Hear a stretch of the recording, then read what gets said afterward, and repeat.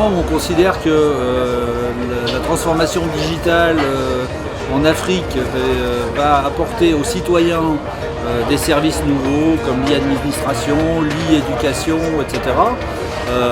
Il me semble que le premier service indispensable pour pouvoir fournir des services aux citoyens, c'est la connectivité. Donc on considère que l'ensemble du continent doit être connecté avant de commencer à pouvoir dire je mets en place un service d'état civil.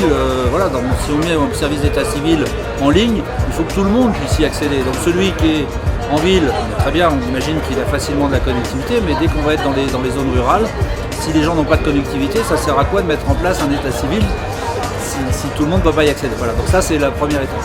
Je vais également mentionner un autre sujet que j'ai oublié dans ma présentation, mais qui me semble important. Nous considérons chez Afrique Télécom que l'éducation est un phénomène indispensable, enfin quelque chose d'indispensable pour élever le niveau des populations c'est la première étape de la digitalisation, c'est l'éducation. Et donc nous sommes en train de regarder pour intégrer sur les hotspots TamTam un accès libre et gratuit à Wikipédia. C'est pas encore complètement finalisé au jour où je vous parle, mais c'est dans les semaines qui viennent. On aura un petit boîtier qui viendra s'additionner au hotspot satellite Wi-Fi et les gens qui seront à proximité d'un hotspot TamTam pourront accéder librement et à volonté à Wikipédia. Voilà un des sujets qui nous plaît aussi dans le développement de l'Afrique. Plein de gens sont interloqués par TamTam parce que c'est un concept nouveau, c'est une approche nouvelle, il n'y a pas d'équivalent là encore au monde.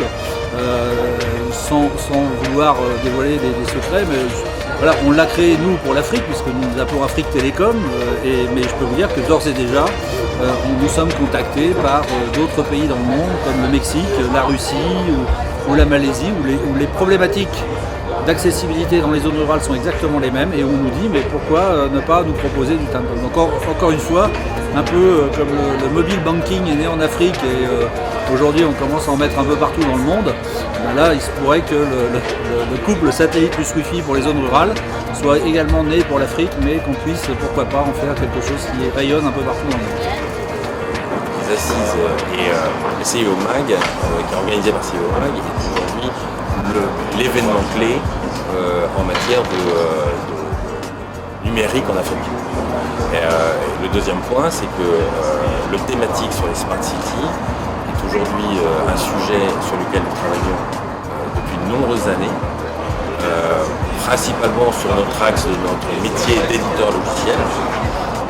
Aujourd'hui, GFI est leader des solutions logicielles pour le secteur public local en France, au travers de solutions de gestion, ce qu'on appelle le Smart City 1, qui vise à déjà rendre performante l'organisation et le fonctionnement d'une ville.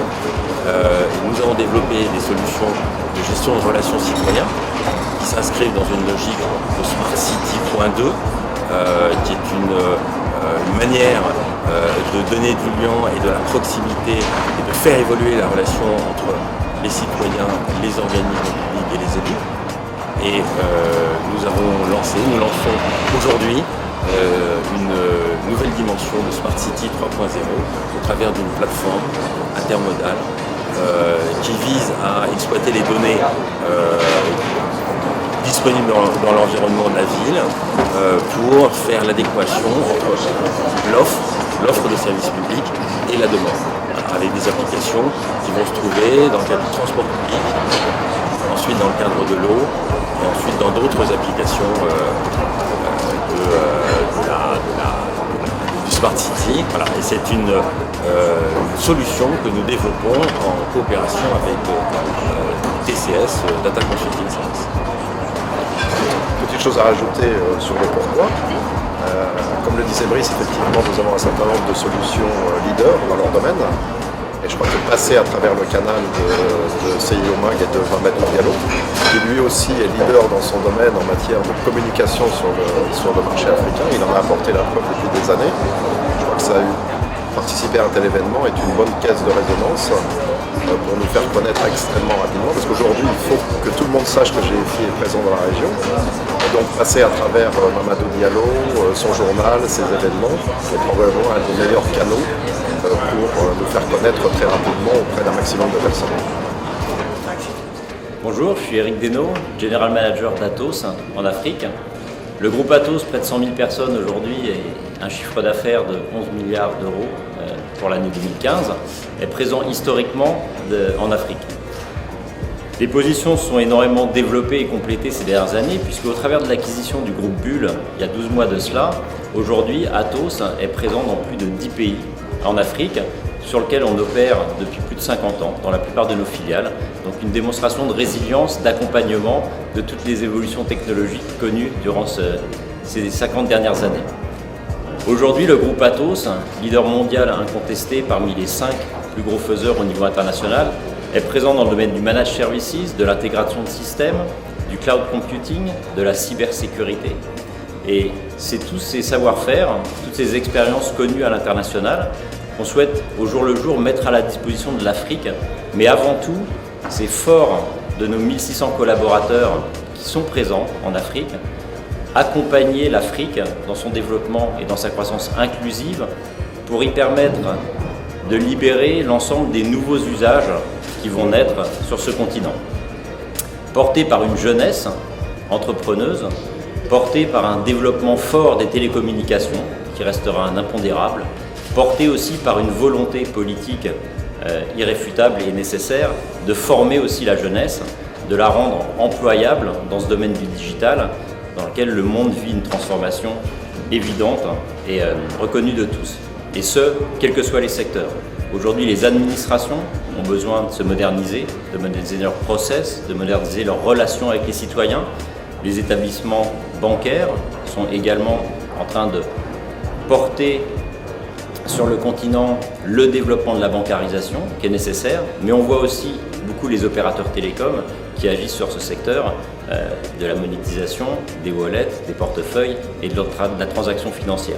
Donc on voit bien aussi que de nouveaux usages se développent en Afrique et notre valeur c'est de faire part de notre expérience, d'avoir la capacité du groupe, nos 100 000 business technologies qui sont là, avec l'ensemble des références que l'on connaît, mais surtout par la proximité locale et par nos équipes qui font partie de nos pays, qui font partie de l'Afrique, d'aider à faire germer cette innovation qui sera une innovation africaine et donc je suis persuadé que les autres continents et le continent européen en l'occurrence pourront bénéficier dans quelques années.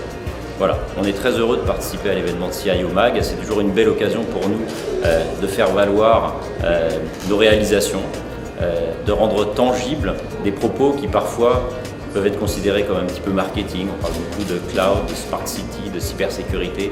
Toutes nos démonstrations tangibles engagées sur le continent démontrent au jour le jour notre capacité pragmatique de réalisation et de développement de l'ensemble de ces enjeux pour les territoires, les entreprises, les administrations, mais aussi les citoyens. C'est une belle occasion de rencontrer l'Afrique, multiple, 54 pays, donc même si on est présent dans plus de 10 pays, on couvre beaucoup de projets, parfois en mode projet, c'est-à-dire que sans avoir de filiale, on sert ces territoires dans des domaines fort divers, mais c'est toujours une belle occasion d'accueillir l'Afrique et d'être bien accueillis comme finalement nous le sommes systématiquement quand on se retrouve en Afrique, donc terre d'accueil par nature. Merci, je voudrais dire merci à CIO Mag de nous avoir donné l'occasion durant ces 2 journées d'aborder un thème qui est d'actualité, celui des Smart Cities. Je suis M. Ouedraogo d'Atos Côte d'Ivoire et chacun d'entre nous sait que l'Afrique aujourd'hui se développe à une vitesse assez importante, que les villes sont en construction et ces séminaires, ce forum était vraiment le lieu d'échanger avec un certain nombre de partenaires sur l'évolution de nos villes africaines de façon à intégrer dès à présent dans le développement des villes les nouvelles technologies afin d'avoir effectivement des villes intelligentes. Parce que nous voyons encore assez souvent en fait dans nos villes, malheureusement, des gens arriver, ouvrir le bitume, passer des câbles.